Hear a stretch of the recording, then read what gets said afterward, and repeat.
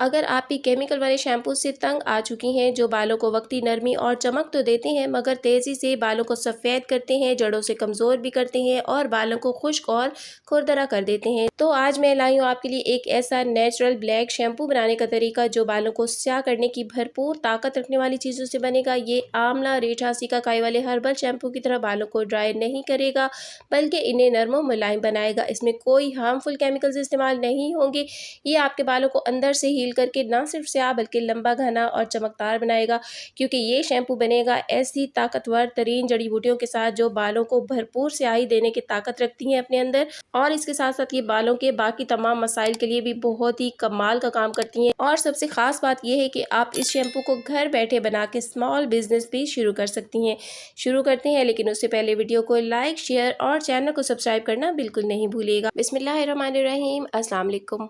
ये ज़बरदस्त homemade black herbal shampoo बनाने के लिए आपको जो चीज़ें चाहिए होंगी, इनमें सबसे पहले मेरे पास है ये अमलतास। अच्छा, आज की वीडियो लेंथी ज़रूर हो जाएगी क्योंकि इसमें मैंने बहुत ज़्यादा डिटेल से सब चीज़ें बताई हैं। शैम्पू का पीएच भी बताया, लास्ट में इन जड़ी बूटियों के साथ ऑयल बनाने का तरीका और हेयर सीरम या हेयर स्प्रे बनाने का तरीका भी बताया है, तो वीडियो को स्किप किए बगैर पूरा देखिएगा। अमलतास की हेयर सीरम और शैम्पू की वीडियो इससे पहले भी मैं आपके साथ शेयर कर चुकी हूँ, लेकिन आज की वीडियो में वो सारी हर्ब्स इस्तेमाल होंगी जो बालों को बहुत ज़्यादा स्याह करती हैं। तो अमलतास की ये फलियां पंसार स्टोर से बहुत ही आसानी से बहुत सस्ती मिल जाती हैं। इसके अंदर ये जो ब्लैक बीज होते हैं ये हमने निकालने होते हैं और ये ही मैजिकल काम करते हैं हमारे बालों को नर्म, मुलायम और स्याह बनाने में। तो इसके अंदर से ये काले बीज आपने सारे निकाल लेने हैं और ये तकरीबन 1 कप के बराबर हैं।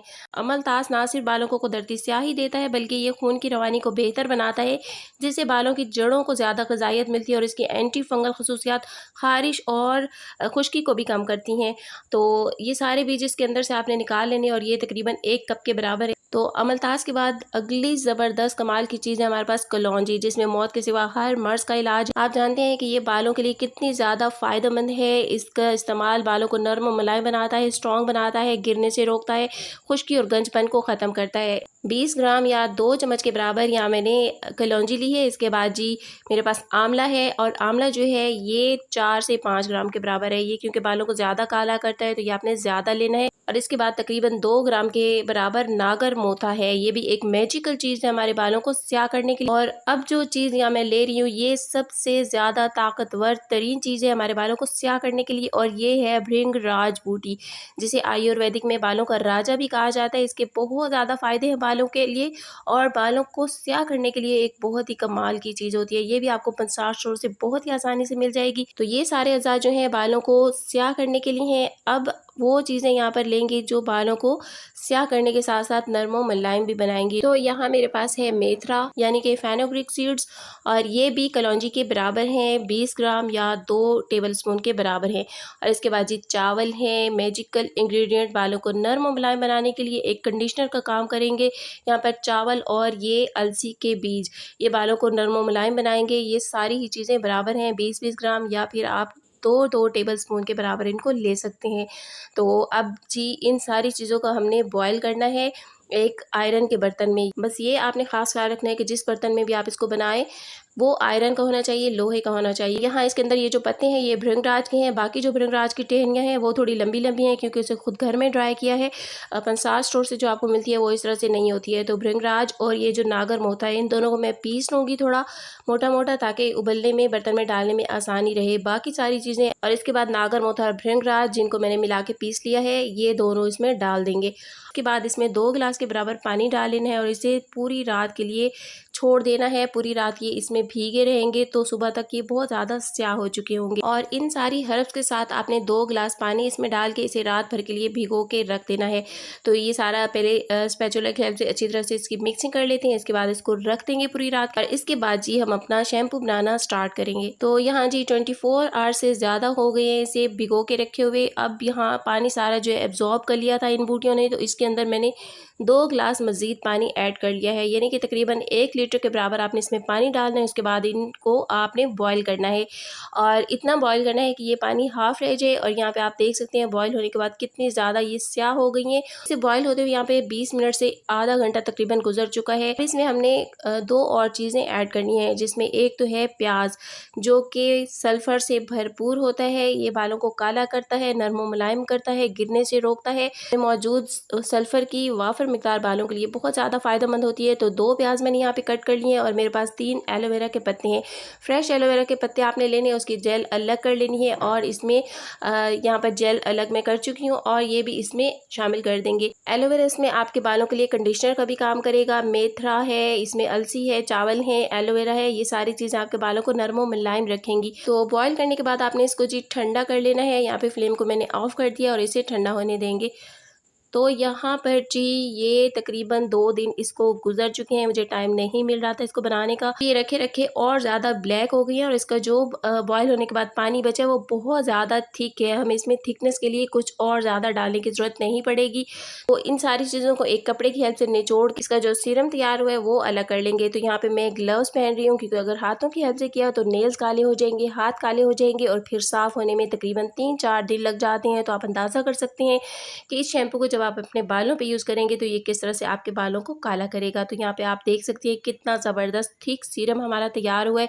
और यहाँ ये जो बाकी इसका मटेरियल बचा है ये बहुत कीमती है, इसे आपने ज़ाया बिल्कुल नहीं करना है। अभी इसमें बहुत ज़्यादा ब्लैक पानी बाकी है, इसी को दोबारा बॉयल करके इससे मैं सीरम भी तैयार करूँगी और फिर मज़ीद इसके साथ हमने ऑयल भी तैयार करना है। तो यहाँ इसे मैंने दोबारा से चूल्हे पे रख दिया और इसमें 2 गिलास मज़ीद पानी दोबारा से डाल दिया है और इसे उबलने देंगे 15 से 20 मिनट। तब तक हम अपना शैम्पू रेडी कर लेते हैं।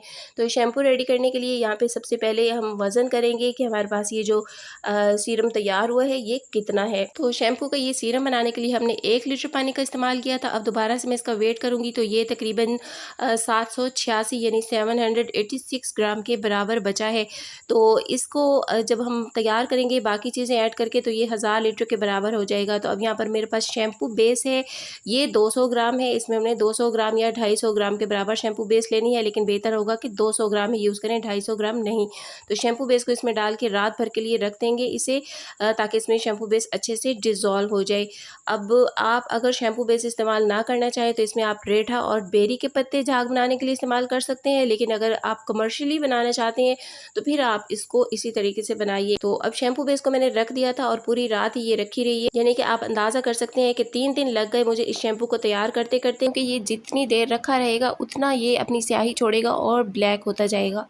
तो अब इसमें हमने कुछ और चीज़ें ऐड करनी है, जिसमें सबसे पहले मैं इसमें ग्लिसरीन शामिल कर रही हूँ। ग्लिसरीन बहुत ज़्यादा ज़रूरी है बालों को सॉफ्ट करने के लिए और ये ड्राइनेस बिल्कुल नहीं आने देगी। ग्लिसरीन हमने यहाँ पर डालनी है 20 ग्राम के बराबर, तो 10 ग्राम मैं अभी डाल रही हूँ और 10 ग्राम हम इसे आगे शामिल करेंगे। तो अब अगर आप पर्सनल यूज़ के लिए शैम्पू बना रही हैं तो इस पॉइंट पर ये शैम्पू बिल्कुल रेडी है। और शैम्पू बेस अगर आपको अवेलेबल ना हो, आप ना डालना चाहें, तो आप इसमें अपना कोई भी फेवरेट शैम्पू ऐड करके अपना ये शैम्पू तैयार कर सकती हैं। लेकिन अगर आप सेलिंग पर्पज़ के लिए बनाना चाहती हैं तो फिर उसके लिए आपने मज़ीद इसमें कुछ चीज़ें ऐड करनी है। तो अब इसमें मैं डाल रही हूँ कोकोमेडो प्रोपाइलिन बिटेन।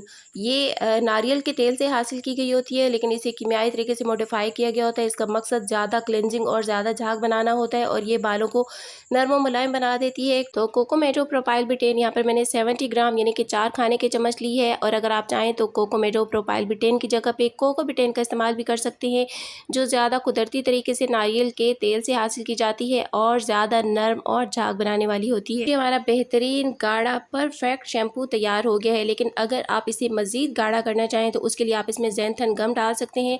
तो यहाँ पे जो मैंने 10 ग्राम ग्लिसरीन बचाई थी उसमें 4 ग्राम के बराबर यानी कि 1 छोटा चाय वाला चम्मच के बराबर ज़ैंथन गम इसमें मिक्स कर लूँगी और इसे इसमें शामिल कर देंगे। ज़ैंथन गम के बारे में काफ़ी वीडियोस में डिटेल से बता चुकी हूँ। ये शैम्पू, लोशन, सतह के फूड प्रोडक्ट्स को भी गाढ़ा करने के लिए इस्तेमाल की जाती है और सेफ़ होता है इसका इस्तेमाल। तो ये आपने शैम्पू में डाल देनी है। आप चाहें तो इसे नमक के साथ भी गाढ़ा कर सकते हैं, लेकिन अगर आप अपने शैम्पू को ज़्यादा अच्छा क्वालिटी का बनाना चाहते हैं तो फिर आप इससे ज़ैंथन गम के साथ ही थिक कीजिए। तो शैम्पू हमारा जी काफ़ी बेहतरीन गाढ़ा हो गया है। ये रखे रखे आहिस्ता आहिस्ता मज़ीद गाढ़ा हो जाएगा ज़ैंथन गम के असर से।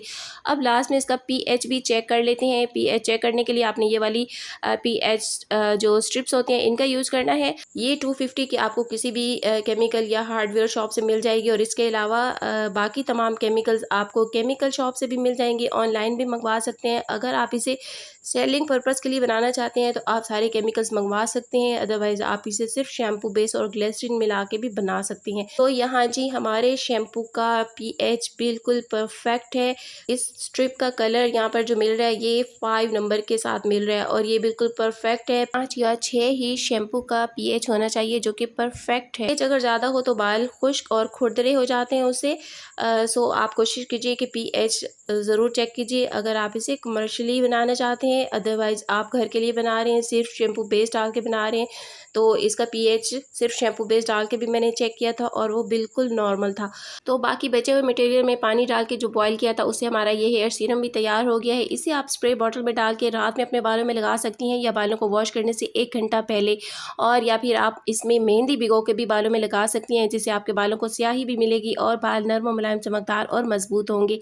तो शैम्पू को बॉटल्स में निकाल लेते हैं। शैम्पू को तैयार करने के बाद जब मैंने इसका वज़न किया है तो ये 1 लीटर 10 ग्राम के बराबर है, यानी कि हमने पानी 1 लीटर लिया था और पानी बॉयल होने के बाद तकरीबन 750 ग्राम रह गया था और इसमें जब बाकी चीज़ें मिला के इसे तैयार किया है तो ये बाकी चीज़ों के वज़न के साथ दोबारा से 1 लीटर शैम्पू हमारा बन गया। और प्रिजर्वेटिव के लिए इसमें मैंने हाफ चम्मच के बराबर DMT प्रिजर्वेटिव ऐड किया, या फिर आप इसमें सोडियम बेंजोएट ऐड कर सकते हैं इसकी शेल्फ लाइफ को बढ़ाने की। और यहाँ बर्तन में जो थोड़ा सा बचा हुआ है इससे आप इसकी ब्लैकनेस, थिकनेस और झाग का अंदाज़ा कर सकते हैं। और इसमें जो थोड़ा सा हमने कोकोमेटो प्रोपाइल बिटेन डाला है उससे ये बहुत ज़्यादा नरम भी हो गया और बहुत ही ज़्यादा झाग बना रहा है। ये आप अपने ऑयल से भरे हुए बालों में भी लगाएंगी तो थोड़ा सा ही लगेगा और बहुत ज़्यादा झाग बना के आपके बालों को बिल्कुल साफ, क्लीन एंड क्लियर कर देगा। कि कोकोमेटो प्रोपाइल बिटेन का मकसद ही बालों की क्लिनजिंग और ज़्यादा झाग बनाना है। तो इस तरह से घर बैठे आप इसे बना सकती हैं और सेल कर सकती हैं, क्योंकि बालों के मसाइल इतने ज़्यादा हैं और हमें ऑर्गेनिक और नेचुरल चीज़ों की बहुत ज़्यादा ज़रूरत है। तो इस शैम्पू में जो है हमने सिर्फ 2 केमिकल्स इस्तेमाल किए हैं, शैम्पू बेस और कोकोमेटो प्रोपाइल बिटेन, जबकि आप जो मार्केट से शैम्पू लेते हैं कम से कम कोई 50 केमिकल्स को मिला के वो शैम्पू बनाया जाता है। और अब लास्ट में ये ऑयल तैयार हो रहा है। बचे हुए मटेरियल में हाफ केजी के बराबर मैंने ऑयल डाल दिया है और पानी ड्राई होने तक इसे लो फ्लेम पे पकाना है। उसके बाद हमारा ज़बरदस्त हर्बल हेयर ऑयल भी तैयार हो जाएगा और ये सारी चीज़ों का इस्तेमाल इंशाल्लाह आपके सफ़ेद बालों को स्याह कर देगा और साथ ही साथ बालों को सेहतमंद, लंबा, घना और मजबूत भी करेगा।